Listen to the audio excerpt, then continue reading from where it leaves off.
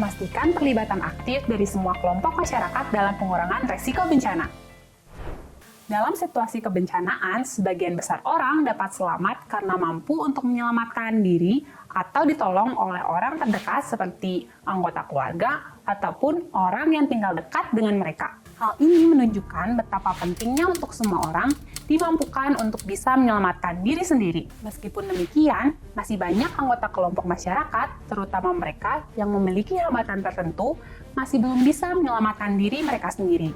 Sebagian besar bukan karena ketidakmampuan mereka, namun karena ketidaktahuan mereka. Masyarakat memiliki hak untuk terlibat dalam pemenuhan hak-hak dasar dan kebutuhannya. Terlibatan masyarakat dan warga terdampak adalah salah satu standar kemanusiaan inti, yang merupakan komitmen bersama dalam setiap respon kemanusiaan. Terlibatan masyarakat dalam respon bencana mulai dari pengumpulan data awal, desain respon, proses implementasi, melakukan pemantauan dan evaluasi. Standar kemanusiaan inti, Core Humanitarian Standards, yang digunakan secara global oleh lembaga-lembaga yang bergerak di sektor kemanusiaan, menempatkan masyarakat atau komunitas terdampak di pusat seluruh upaya kemanusiaan.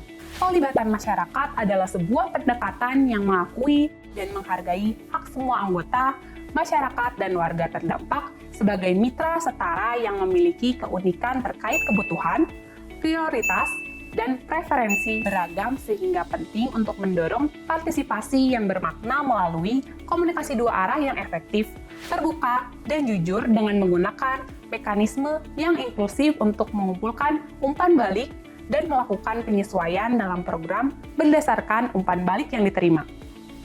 Baik praktik maupun pembelajaran dalam pelibatan masyarakat menunjukkan bahwa proses pelibatan masyarakat yang efektif dapat menghasilkan respon kemanusiaan yang lebih tepat sasaran, berkualitas, berkelanjutan, dan akuntabel. Namun, bagaimana memastikan pelibatan bermakna dari semua kelompok masyarakat?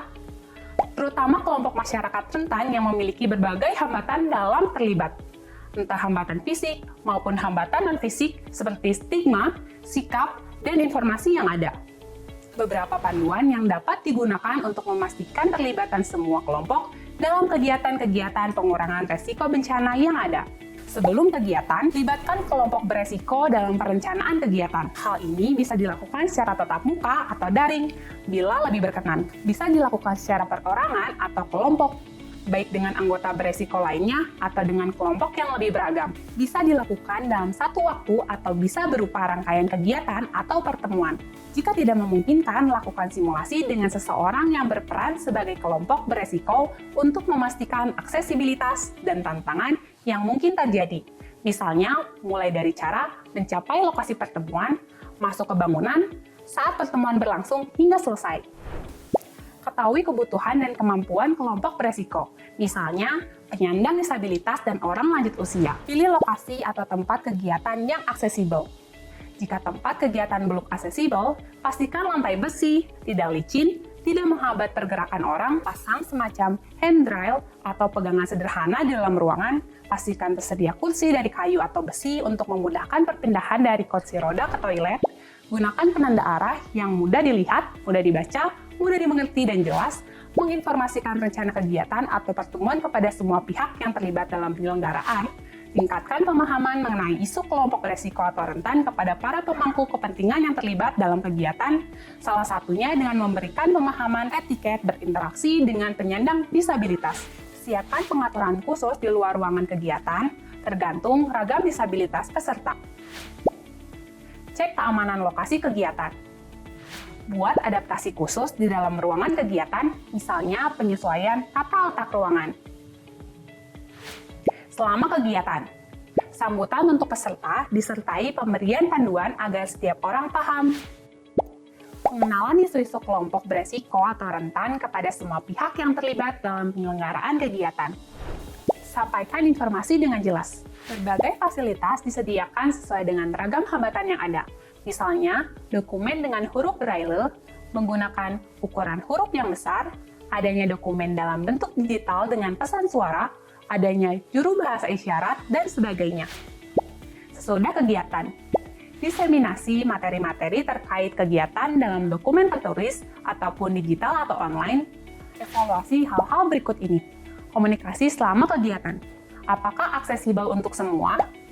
Aksesibilitas lokasi kegiatan. Transportasi, penanda arah, toilet, tempat ibadah, dan sebagainya. Ruang gerak dalam kegiatan.